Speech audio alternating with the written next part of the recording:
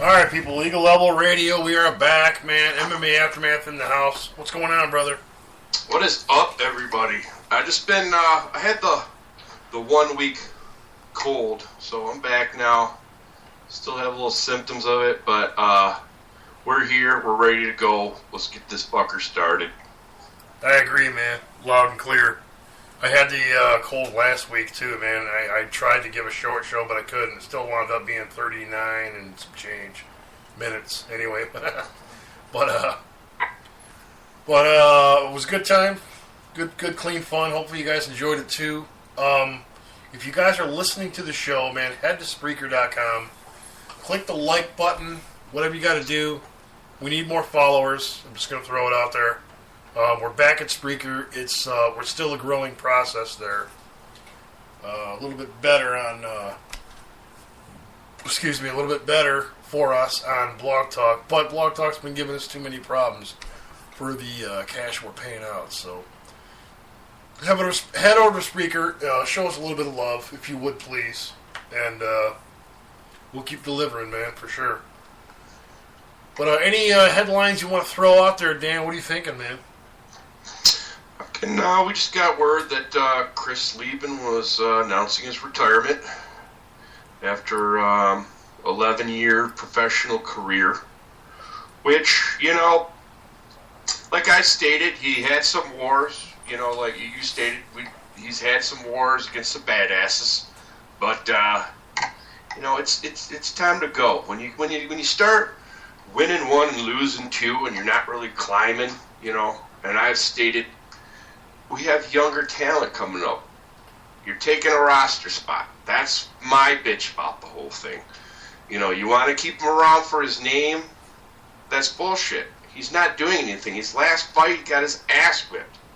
So it's like, we've talked about it before too, about him giving up on a fight basically and just saying, here, try to knock me out. I'm going to put my hands down and my face out. You can't knock me out. That's not going to do it, man. You're not approaching fights that way.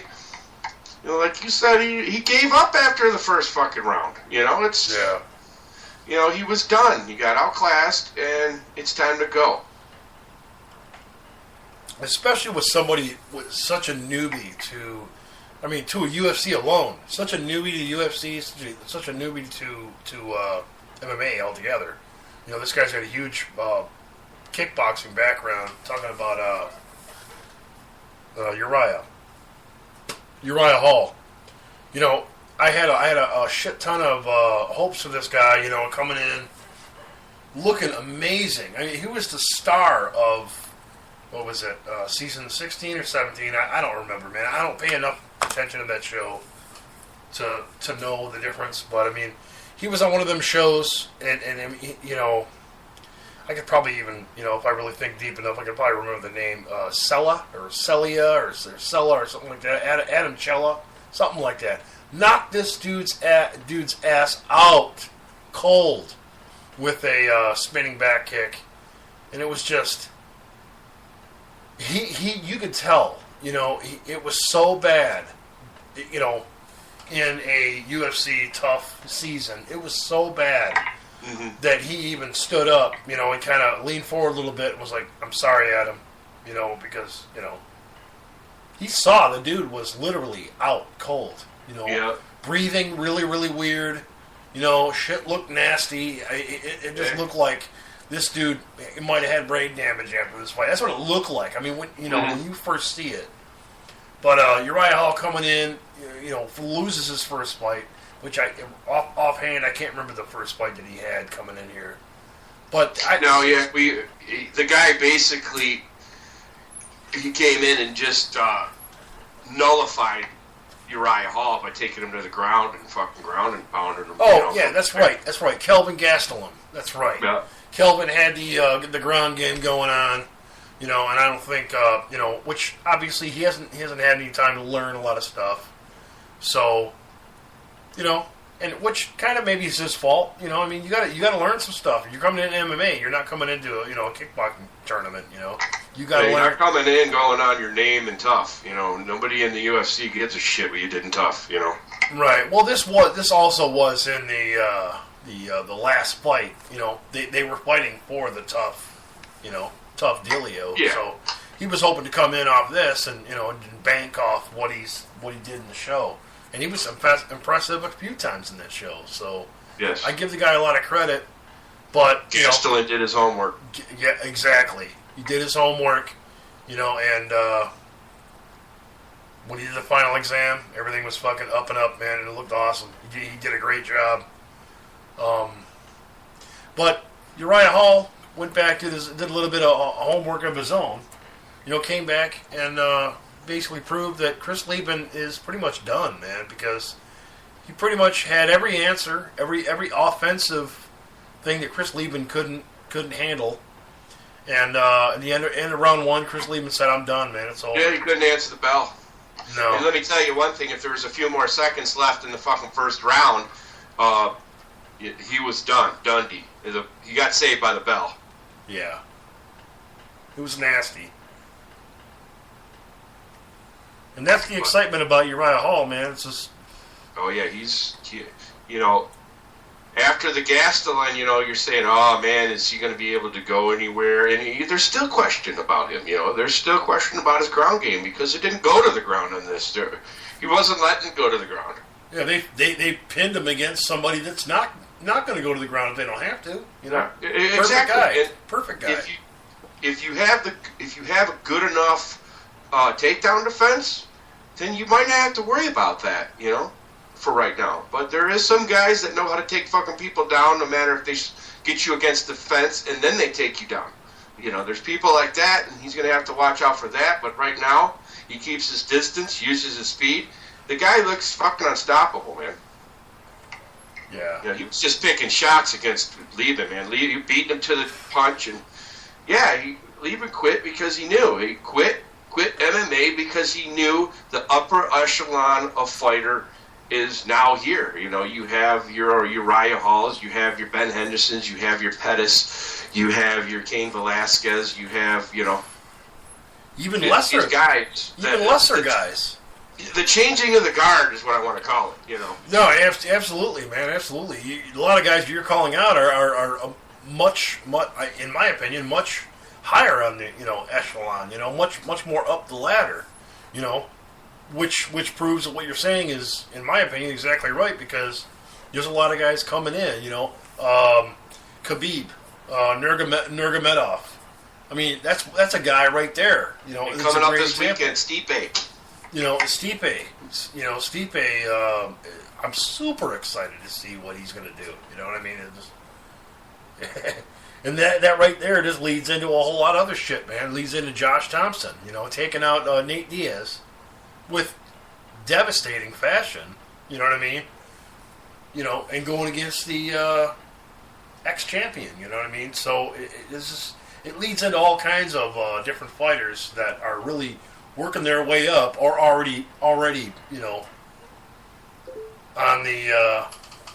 the up and up, man, and making it happen already. So it's just, this card has, and I'm just going to throw it out there real quick, man. IllegalElbow.com. If you guys want to head over there, man, there's the two things that I really, really am proud of, and I really, really like on the website is the heavyweight forecast. That's all the heavyweight fights coming up, whether it be, I'm not going to post, Mark Thomas taking on Alan Rickson. You know what I mean? I'm not going to post on a bunch of nobodies, but I'm going to post on somebody that we've heard of. You know what I mean? That kind of a thing. So, and also top 20 heavyweights of MMA, which involves a few Bellator fighters, and so far, one World Series of Fighting fighter is on there as well. So, and he just scored a knockout win this past weekend. So that might be something to talk about too. Anthony Rumble Johnson knocking out Mike Kyle, which that's what I predicted. He's gonna knock his guys. He's gonna knock Mike Hell in the next fucking week. You know what I mean? So, and he did in the first round. So, but anyhow, man, shit, dude. Where to go from here, dude? There's so much shit to talk about, man. Yeah, before the break here, we're gonna send some shots out to Muggsy, and we're gonna let you know where to find him. He's a good friend of ours. A lot of local Michigan. He's got a lot of local Michigan ties to fighters. He just about knows everybody here. And well, I'm also gonna send a shout out to Little P. She lost her fight this weekend, but I know Little P, and she comes back strong as hell every time. So, but we're going to give a shout out to both those guys before the break coming up here in about 15 minutes. But why don't we get into, it was just announced, coming up here in a month or two, it's Dan Henderson versus Shogun. Part 2, baby. Part 2. Yeah, Part 2, which Part 2, I can guarantee you right now, put money on it's not going to be like Part 1. For one, is they've had plenty of wars since that, and in my opinion, because of those wars, skills have deteriorated on both ends. So, what do you think about that, Brian? You know what? I would say Dan Henderson. I don't know what's going on with Dan Henderson. To go ahead and make a prediction right off with, you know, it might be one fight. I think one fight since that fight, since the Shogun fight, Dan Henderson's been out, you know, ready to go, and he was finished pretty quick, as far as I remember. I could be wrong, but, you know, this is completely going on a limb here, but I could have swore he got finished here recently, but we could check maybe a listing or something like that. Yeah. And check it out and make sure, but because I don't want to speculate or comment too much, but to me, it's like I think Dan Henderson is getting towards the end of the road here. Yeah, it was like on a Wednesday too. It was one of these Wednesday night fights. I mean, he was headlining. I'm not sure. I could be fucking wrong, but well, Hendo, in my opinion, I think he's a great fighter, but I think he's looking for glory too much. You know what I mean? It's kind of like the way of, you know, just looking for that right hand. You know, there's even been talk about Michael Bisping, you know, Michael Bisping and Dan Henderson Part 2, which I think I was in talks before the Dan Henderson.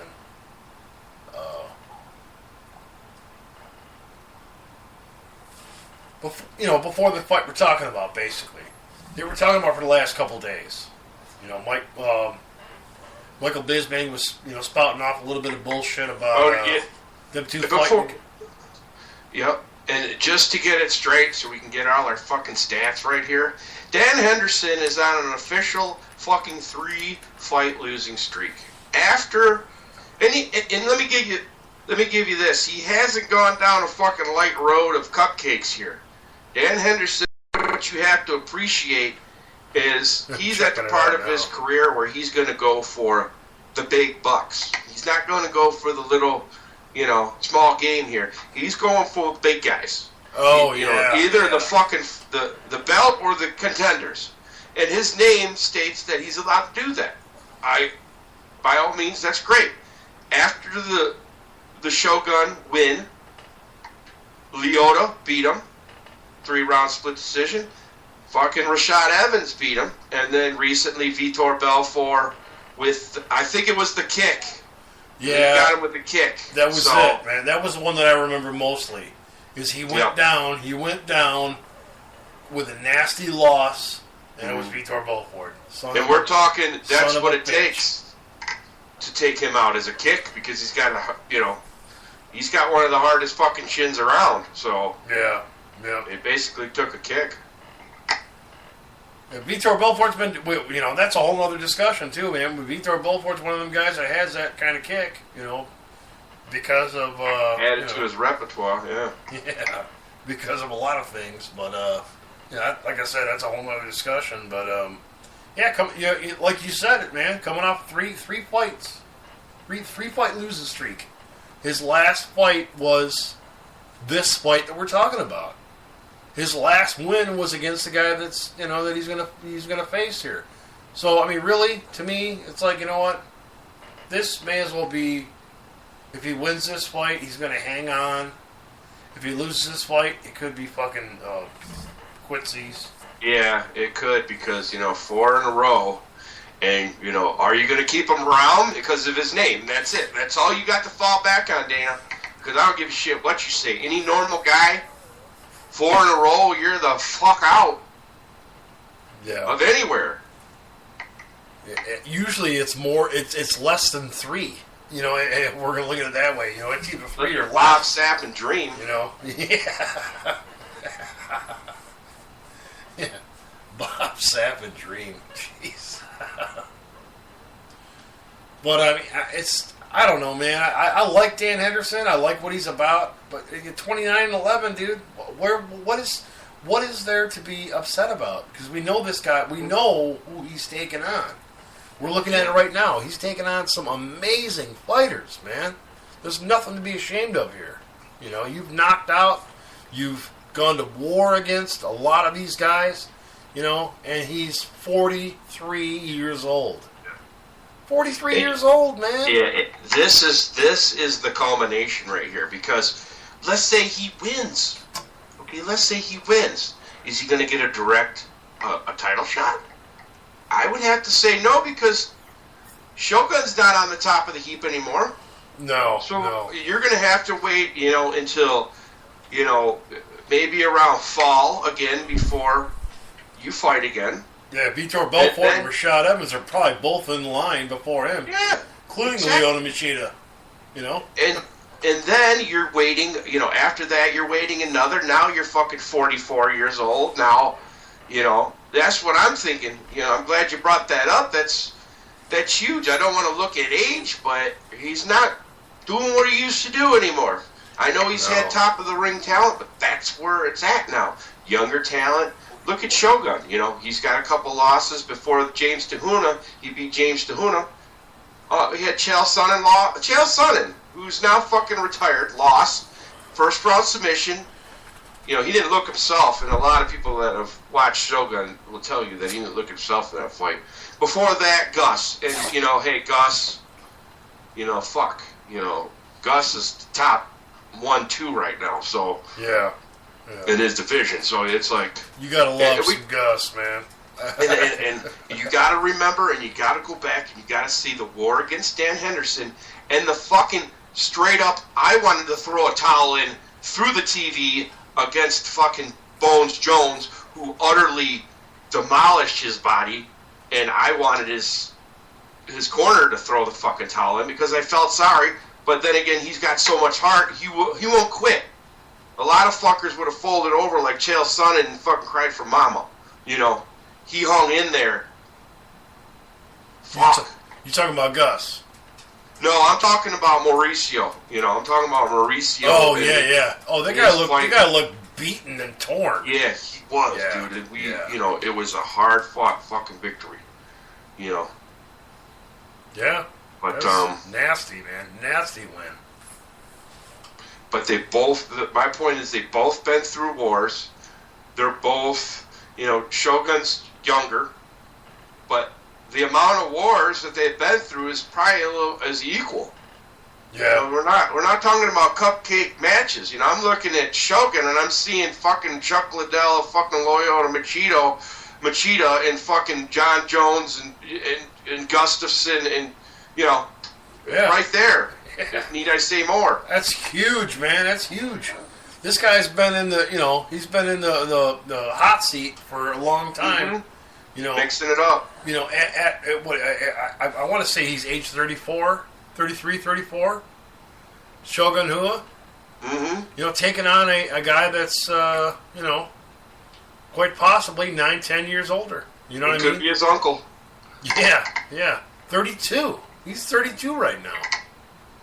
But, I mean, this guy's been, like you said, man, this guy's been in so many wars. His last win was James Tahuna.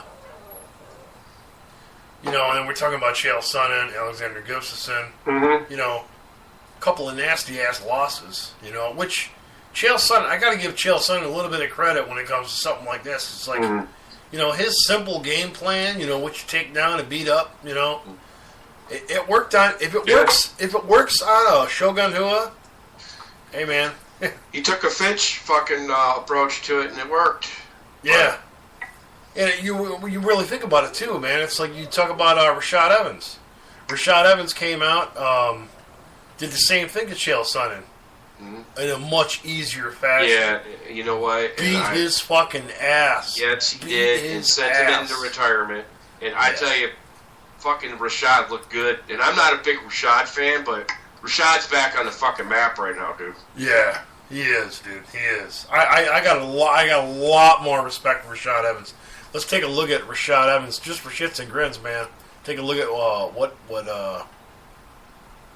34, man. 34. This guy is gunning for a title shot, man. He has to. Yeah. It's like, you know what? Right now, and here he is. He's scheduled to fight Daniel Cormier February 22nd. You know what I mean? Yeah, and you know what? That's a biggest fucking fight of his life. I'll tell you right now. It is. And Cormier too. It's the biggest fight of their lives. Cormier's coming up out of a strike force. You know, he's trying to put his fucking, you know, mark on fucking UFC. And yeah. He's been fucking plowing through people, so we'll see. Yeah, let's take a look at Cormier's record. He's fought Frank Mir. He's fought Roy Nelson. He's fought Deion Starring. He's fought Josh Barnett. His last 4 fights. I'll tell you what, his last 4 fights at this weight class, in my opinion, these guys don't fucking hold a candle to Rashad Evans at this weight class. No. We're going against 2 superior wrestlers here, against both of them, and they might nullify that.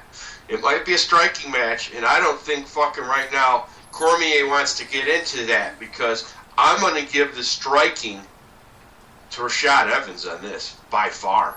Yeah. You know, to keep, instead of arm's length, to keep somebody at legs length, you know, with fucking Muay strikes and kicks.